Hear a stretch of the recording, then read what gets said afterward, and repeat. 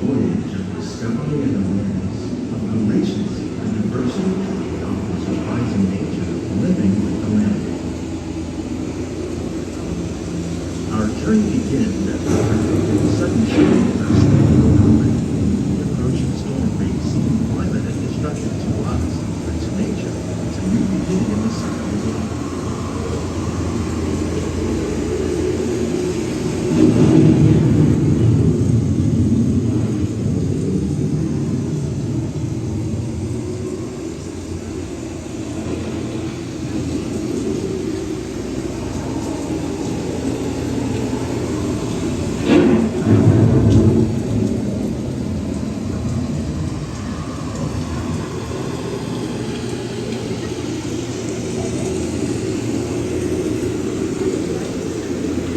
The surface of the land, roots trap water from the flora and extract precious nutrients and minerals.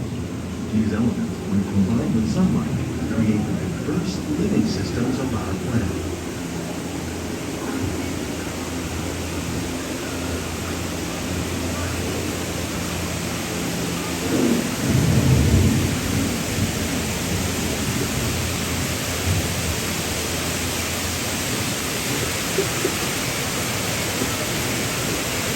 One of those living systems is the rainforest, home to the most amazing concentration of life on the planet. These fields of beautiful forests cover only a tiny portion of the Earth's surface, but they contain more than half of its plant and element. Rainforests are also extremely rich and productive living systems, providing us with oxygen, food, medicines, and other elements essential to our lives.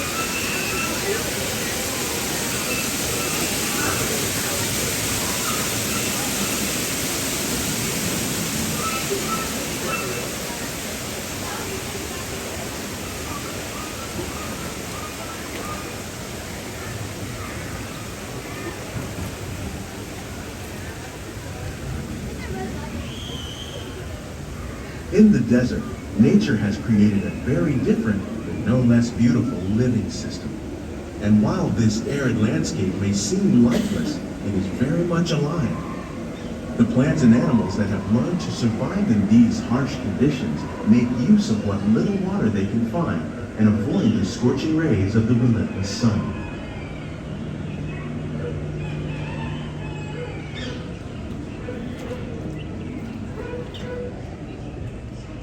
The American prairie once appeared as desolate as the desert, but over time, rainwater and nutrients gradually penetrated the hard surface of this land. Even the hooves of the mighty buffalo helped create the rich soil that would one day become home to the American farm.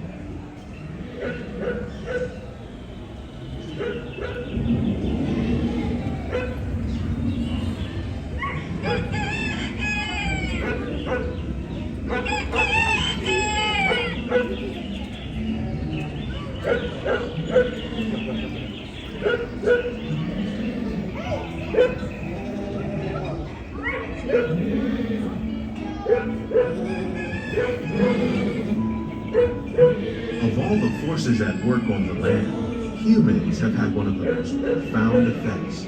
The need to produce food for a growing world led to the enormous use and sometimes overuse of the land. In our search for more efficient ways to grow food, we often fail to realize the impact of our methods.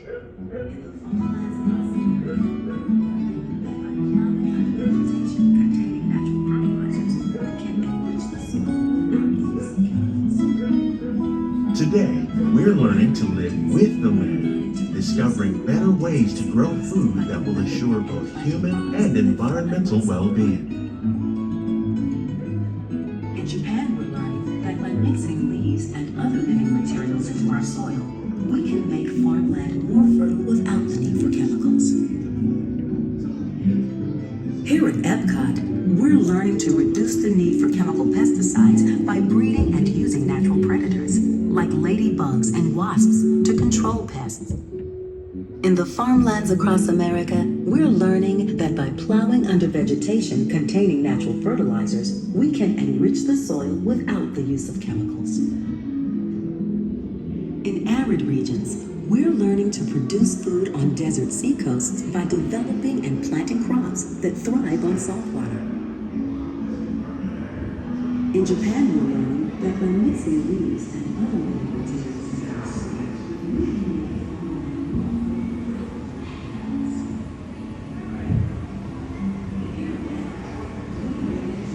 how will we meet tomorrow's growing needs for food production, yet still respect the needs of the land? Some of the answers are being discovered just ahead. To help us maintain these carefully controlled ecosystems, and for your safety, please remain seated in your boat at all times.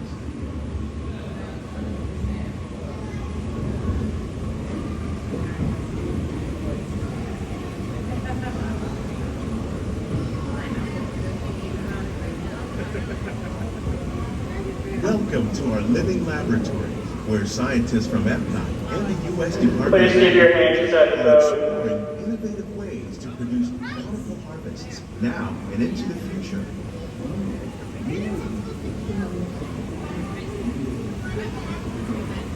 The tropics are home to the greatest diversity of plants on the planet. Many of these, like papaya, bananas, cacao, coffee, and rice, are well known around the world. These are just a few of the edible plants that have been an important source of nutrition for people living in the tropics. Many are rich in vitamins and minerals, while others are well adapted to growing in less than ideal conditions. Some, like the water lily, thrive in wet, swampy areas and waterways. All parts of this plant, even the flower petals, are edible. The starchy root of the plant has long been used to make flour for baking.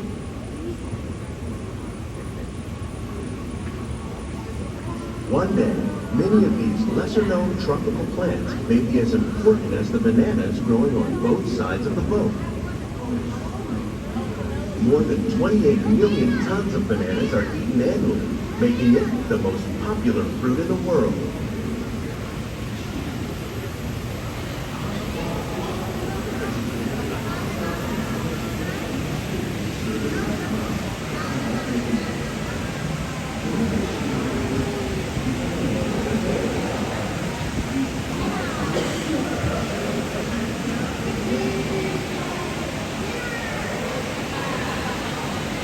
When you mention farming, you probably don't think of fish, but fish farming, or aquaculture, accounts for nearly half of all the seafood consumed globally. Tilapia, bass, and catfish, like the ones you see here, are three of the more popular crops raised by fish farmers. The sustainable system we're using here recycles the water in the tanks. As a result, we're able to save millions of gallons each year. Our small fish farm produces nearly 5,000 pounds of fish each year to serve in restaurants around Walt Disney World. Innovations like this one can play an important role in our efforts to produce bountiful harvests and still protect natural resources.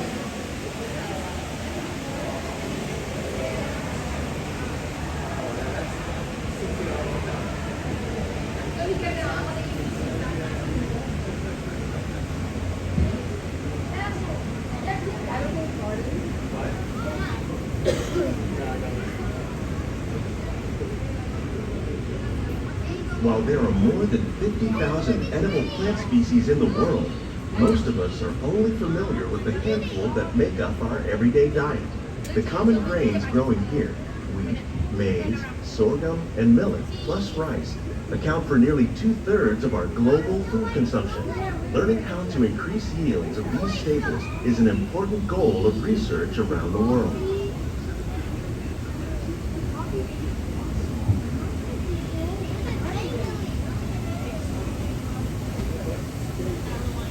These plants are definitely on their way up. Innovative growing techniques like these increase yields while more efficiently using resources like water, fertilizer, and pesticides. Another innovation at work here is our integrated pest management program. By populating our greenhouses with beneficial insects that prey on harmful pests, like aphids and flies, we are significantly reducing our reliance on conventional pesticides. We're growing these crops using our nutrient film system. This technique precisely controls and recycles water and nutrients. With it, we can produce over 27,000 heads of lettuce a year in this one small area.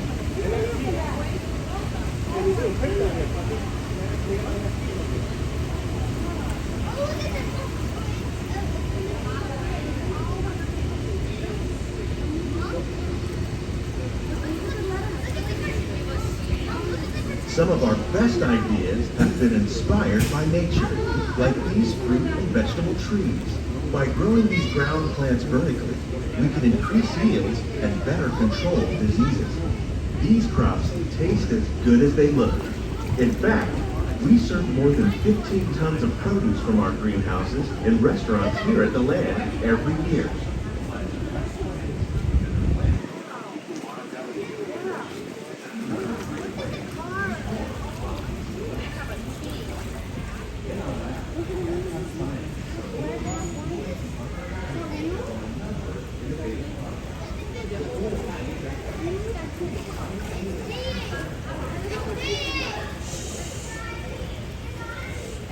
The future of agriculture may include innovative ideas like this vertical growing system.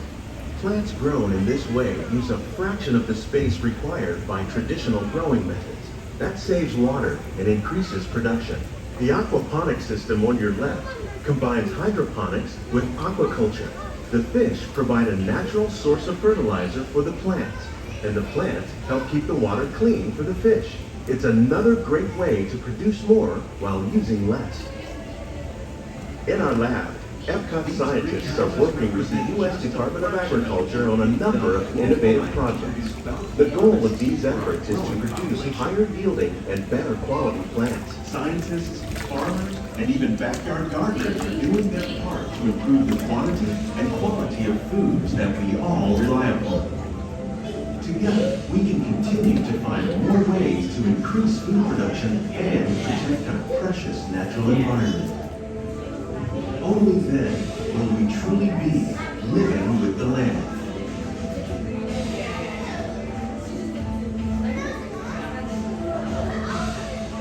On behalf of Walt Disney World, we hope you've enjoyed this unique journey through our living laboratories. If you'd like a closer look, these greenhouses represent just a fraction of the work being done worldwide to produce bountiful harvests for our growing populations. Scientists, farmers, and even backyard gardeners are doing their part to improve the quantity and quality of foods that we all rely upon. Together, we can continue to find more ways to increase food production and protect our precious natural environment. Only then will we truly be living with the land.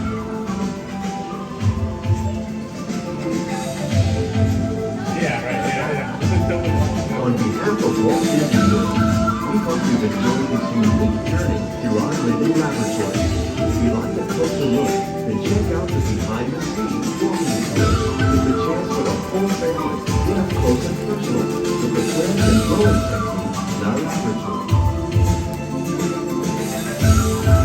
Please keep your hands and feet inside the boat and remain